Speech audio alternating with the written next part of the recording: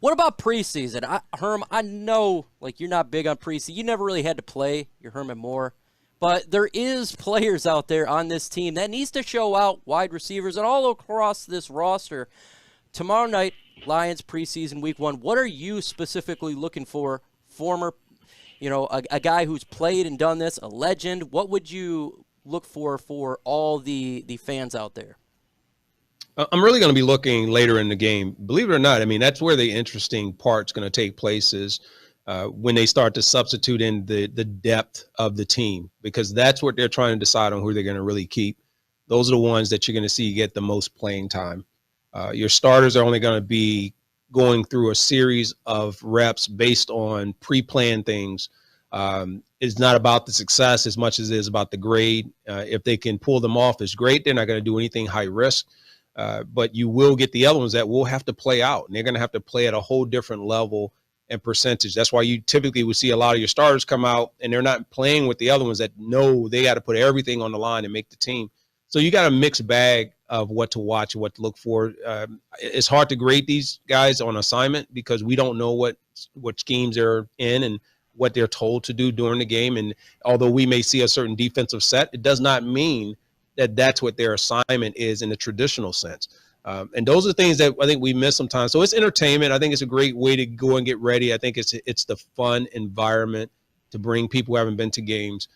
But taking away from that really anything is like watching the Pro Bowl to me. It's like there's not a whole lot there to pull and glean as much as the reps and just making sure you just don't get the injuries. What you got, Chrissy? It's a different perspective. Yeah, I think the thing I always would wait for is the every year there was the Cinderella story, and it always would, it was always kind of entertaining. There's always the Cinderella story. So the guy that like caught however many catches for however many yards and looked really amazing in the third quarter of the second game, and then the media goes crazy and everyone's talking about is he going to make the team, and he becomes the media darling for a week.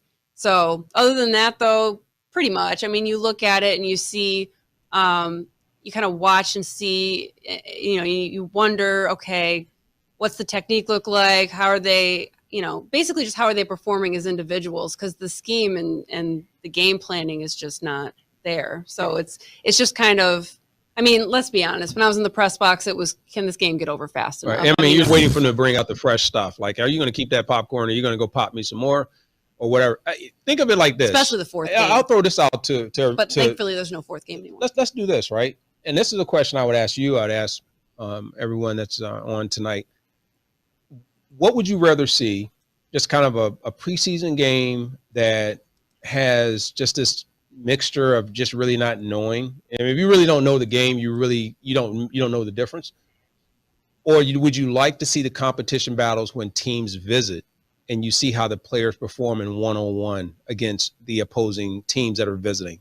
The in the trenches with the linemen and watching the pass rush and watching those things. I'm telling you, that to me is more realistic, and I can get more out of that than I can get out of watching a preseason game. So that's what if they're going to do that, yeah, there's more risk that are involved with doing that because of the intensity of what's being done. But one, the fanfare, I think, would be greater.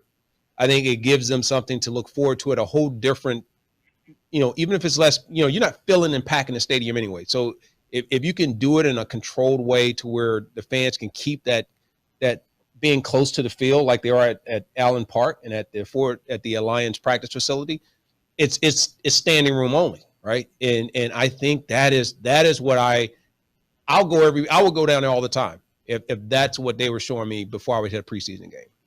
Anthony, what are you looking for, man? I mean, it's kind of hard to say this when you've got a former player here who sort of knows the ins and outs and this, and you're going over it all. But, I mean, for me, and I've said this a while now, one of the big problems we had last year on offense was the tempo we played at. We were getting called up for delay a game. It looked clunky. It didn't look like it had a lot of rhythm to it, especially in the main part of the season there. And one of the big things Ben Johnson said going into this year is that needs to change. The cadence needs to change. It needs to be more simplified so the offense can run more smoothly. I mean, I guess I would just ask this to Herman here, because you've done this before. I mean, obviously, I want to see that tempo on the field tomorrow. I want to see that they're practicing this, that they're learning this in a game scenario. And for me, can they do that in one quarter in a game? Can you, as a player, like go from a team last year where they were struggling a bit to just getting along smoothly with it with so little preseason time? Because I feel like I want my starters out there a little longer. One, to get acclimatized to the game a bit more, get these fundamentals in, which are going to be important to us, because the first week's a very tough one, and you've got to be ready for it.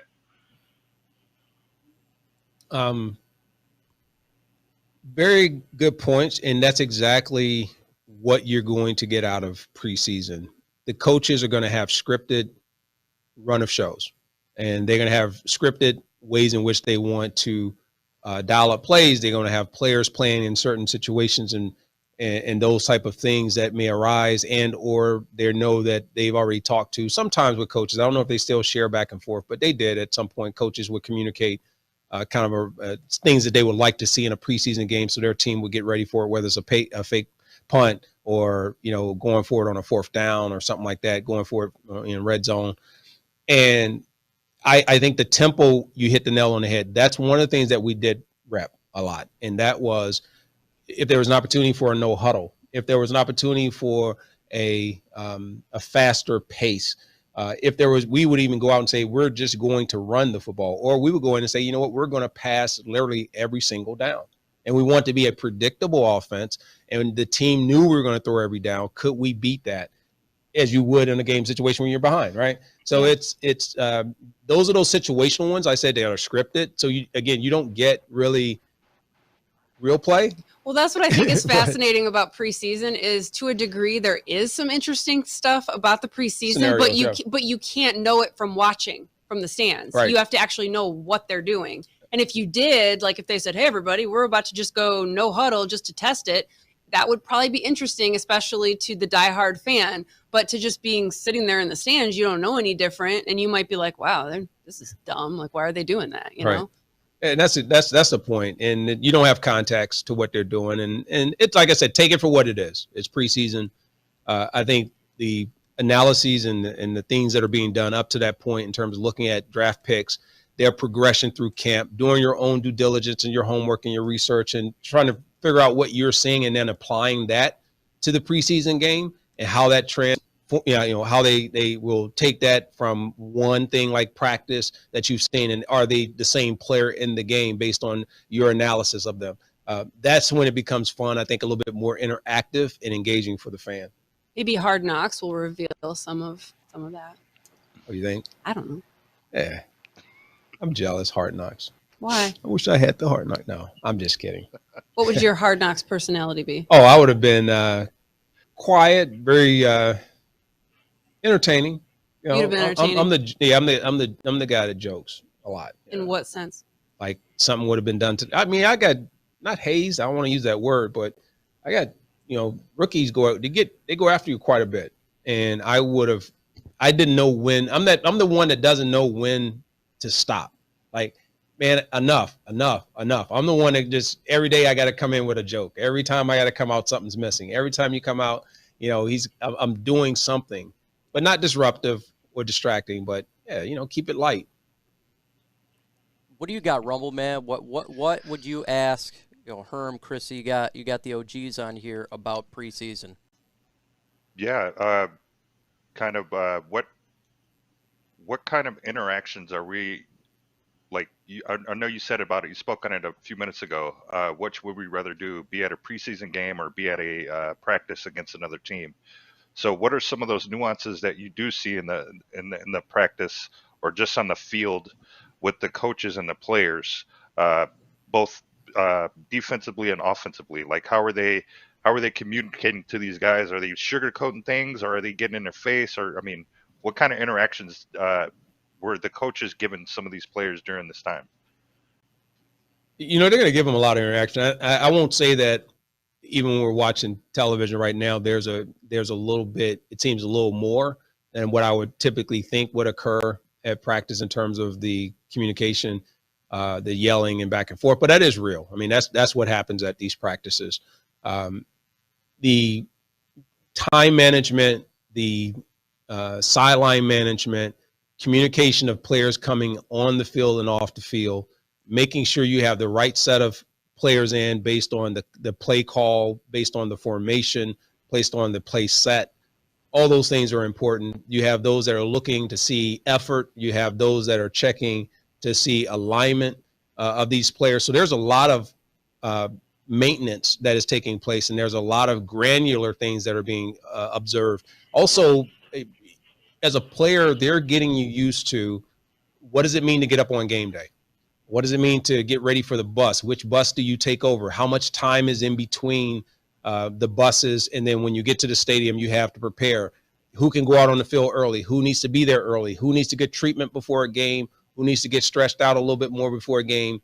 How do you keep them warmed up in between series? Do I need to be riding the bike? Do I need to be doing something to stay stretched? I mean, it's all these things that are both personal, and there are things that happen as individuals, as a unit, that have to that take place. And then you got other players when you come off, who's going to be feeding you and going, hey, here's what I saw in coverage. This is something that you got to be, really aware of. So all these things are happening simultaneously that make up the whole of the season.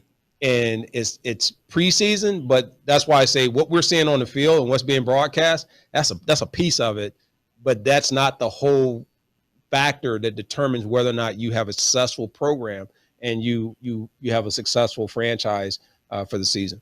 What was your pregame like? My pregame was taking the last bus over to the stadium. It was going over, sleeping when I first got there, because for some reason it calmed me down. I put on my music. I would take a little 15, 20-minute power nap, then put on my pads and without my shoulder pads and go out on the field, run a few routes, catch a few passes, and then come back ready for the pregame warm-up. After the pregame warm-up, go back in the locker room. You got that, I think it's 4 minutes or whatever it may be before you go back out, and they do the announcements. You go in and get your last assignments, do whatever you got to get done, and then you're ready to roll. So you slept? Yeah, a lot of players did. Believe it or not, some would go sleep and we didn't have the amenities they have now. Some would go lay out like in the shower area. Ew. Not like in the shower floor. It's like areas where you can sit. I'm not laying in the shower floor like, oh man, we're laying down in the shower. I mean, that just sounds uncomfortable and unsanitary. No, like in the area, it's just quiet. Okay, some guys would go sit in the corner. They put the towel over their head. It's quiet. No one's in there. Some would go and turn lights off like in certain areas. And it was really focusing it in. You got to shut off light.